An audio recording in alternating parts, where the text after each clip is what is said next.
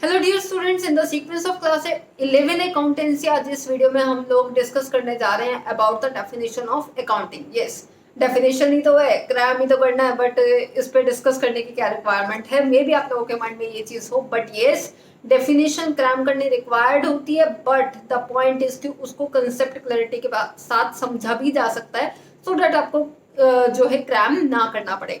तो हम लोग चलते अपने डेफिनेशन पे जो मोस्टली हम लोग यूज करते हैं, that is all about American institute of certified public accountants, जिसके डेफिनेशन है एक बार पढ़ लेते हैं, उसके बाद मैं आपको वन बाय वन इसके वर्ड्स क्लियर करती हूँ कि क्या चीज है इसमें। Accounting is an art of recording, classifying, and summarizing in a significant manner, and in terms of money, transactions, and events which are in part at least of a financial character and interpreting the results thereof। ठीक है, तो देखिए अब धीरे धीरे इनको समझिए, ज्यादा स्ट्रेस लेने की रिक्वायरमेंट नहीं है। ठीक है, सिर्फ डेफिनेशन पे आज हम वर्क कर रहे हैं। Accounting is an art. Accounting क्या है? एक आर्ट है, यानी कि एक कला है करने की, जिसको आप सीख सकते हैं और सीख के कहीं भी अप्लाई कर सकते हैं। ठीक है, आर्ट को हम बोलते हैं कि जो हम सीखें और उसको प्रैक्टिकली कहीं अप्लाई कर पाए। तो अकाउंटिंग को हम बोलते हैं कि एक आर्ट है। आर्ट किस चीज की? Of recording. ठीक है, कि हम रिकॉर्ड कर सकते हैं। अब रिकॉर्डिंग का यहाँ पे मतलब क्या है?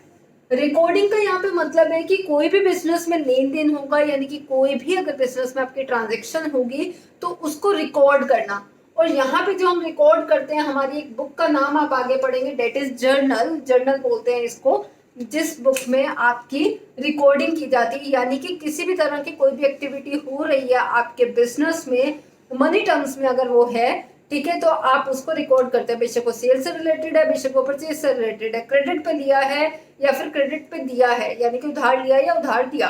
ठीक है, तो कुछ भी हो सकता है किसी भी चीज से रिलेटेड, बट मनी टर्म्स में है और बिजनेस से रिलेटेड है, तो वो आप रिकॉर्ड करते हैं जर्नल में। ठीक है, इसका मतलब है यहाँ पे रिकॉर्डिंग। उसके बाद है क्लासीफाइंग। अब क्लासीफाइंग का यहाँ मतलब क्या? क्लासीफाइंग यानी कि डिवाइड करना, यानी कि कैटेगराइज करना, या फिर आप कह सकते हो सेपरेट करना, आप कह सकते हो यहाँ पे। अब क्लासीफाई मतलब देखिए कि अगर आपके बिजनेस में कुछ ट्रांजेक्शन्स हैं, यानी कि आपने कुछ सेल्स की, कुछ परचेजेस की हैं, कुछ कैश में है, कुछ क्रेडिट में है, तो मैंने आपको बताया जर्नल में तो हम क्या करते हैं, जनरली हम रिकॉर्ड कर देते हैं कि जो भी ट्रांजेक्शन्स आ रही है वो क्रोनोलॉजिकल ऑर्डर। यहाँ पे एक वर्ड पढ़ेंगे, क्रोनोलॉजिकल ऑर्डर मतलब डेट वाइज रिकॉर्ड होता है। ठीक है, जिस डेट को जो ट्रांजेक्शन हुई है वो आपने जर्नल में डाल दी है। उसके बाद जब हम क्लासीफाई करने जाते हैं, क्लासीफाई हमारी होती है, इसके लिए एक न्यू बुक है, that is named as ledger. ठीक है, क्लासीफाई करने के लिए जो हम बुक यूज करते हैं दैट इज लेजर। अब लेजर में क्लासीफाई होता है। क्लासीफाई यानी कि सेपरेट कर रहे हैं। सेपरेट क्या करना, देखो कि आपका एक अलग अकाउंट बन जाएगा। अगर आपने कोई परचेज की है तो परचेजेस का अलग अकाउंट हो जाएगा, सेल्स की है सेल्स का अलग अकाउंट बना दोगे, कैश में हुआ तो कैश अकाउंट अलग बन जाता है, क्रेडिट पे हो रहा है तो उस पर्सन के नाम से अकाउंट बन जाता है अलग से, और उससे रिलेटेड जो ट्रांजेक्शन है वो एक पर्टिकुलर अकाउंट्स में ही जाती है। यानी कि सिमिलर नेचर, या फिर मैं बोलूँ कि सिमिलर करेक्टरिस्टिक्स की जो ट्रांजेक्शन्स होती हैं, ट्रांजेक्शन्स यानी कि लेन देन होता है, वो एक पर्टिकुलर अकाउंट में यानी कि एक अलग अकाउंट में जाता है, तो वो होता है क्लासीफाई करना। ठीक है, आई होप इतना क्लियर होगा। उसके बाद हम चलते हैं and summarising in a significant manner. Summarise करना, समराइज करना यानी कि समरी बनाना। इंग्लिश में किया समरी लिखते थे हम लोग। ठीक है, तो समरी क्या होता है कि आपने पूरा इतना फैला तो दिया, अकाउंट्स तो बना दिए, इतने सारे ट्रांजैक्शंस रिकॉर्ड कर दी, लेजर में अलग अलग अकाउंट्स इतने सारे बना दिए। अब समरी बनानी है। समरी यानी कि एक समरी की फॉर्म में एक कंक्लूजन निकाल के दे दो हमें बस।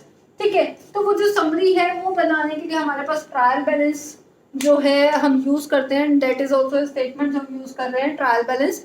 ठीक है, तो वहां से जो भी बैलेंसेस निकलते हैं आपके लेजर में से, वो हम ट्रायल बैलेंस में डालते हैं और वहां से कुछ सिग्निफिकेंट मैनर में, मतलब हम एक यूजफुल मैनर में उसको समरी में डेवलप कर रहे हैं। ठीक है, उसके बाद आता है आपके पास इन टर्म्स ऑफ मनी। ठीक है, जो भी आपकी ट्रांजेक्शन आप रिकॉर्ड कर रहे हो, क्लासीफाई कर रहे हो या समराइज कर रहे हो, वो आपकी always in terms of money होंगी। पॉइंट टू बी नोटेड, कोई भी ट्रांजेक्शंस, कोई भी इवेंट्स हैं वो आपके मनी टर्म्स में होने चाहिए।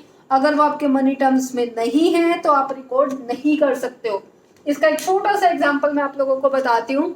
जिस तरह से आपके मान लीजिए आपने बिजनेस में परचेज किया कुछ टेबल्स एंड कुछ चेयर्स, ठीक है, वो आपने परचेज की है और वो जो टेबल्स एंड चेयर्स हैं आपको इतना तो पता है कि कितनी कितनी परचेज की है। मान लीजिए मैंने 1000 टेबल्स परचेज किए हैं, 2000 चेयर्स परचेज किए हैं, बट मैंने आपको मनी टर्म्स में नहीं बताया कि कितने की परचेज की है।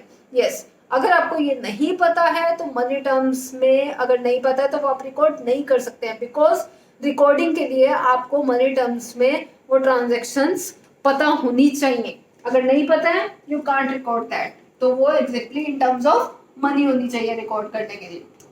ठीक है, कोई भी ट्रांजेक्शन्स या फिर कोई भी इवेंट्स जो बिजनेस एक्टिविटीज से आपके रिलेटेड होंगे वो आप रिकॉर्ड करेंगे, which are in part at least of a financial character. ठीक है, कम से कम वो फाइनेंशियल कैरेक्टर का होना चाहिए, यानी कि फाइनेंस से रिलेटेड होना चाहिए।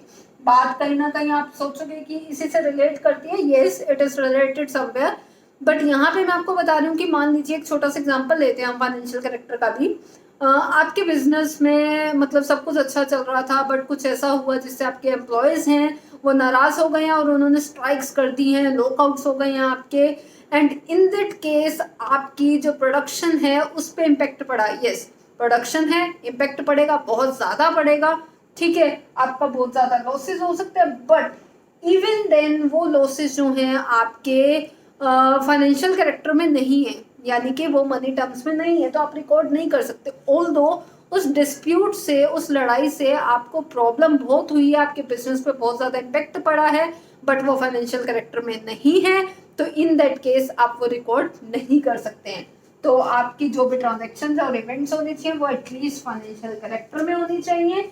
ठीक है, उसके बाद है and interpreting the results thereof, और आपको ये सिर्फ रिकॉर्ड करके, क्लासीफाई करके या समराइज करके कर देना ही काफ़ी नहीं है, आपको इस चीज़ पे भी फोकस करना है कि आप उससे रिजल्ट्स निकाल पाए।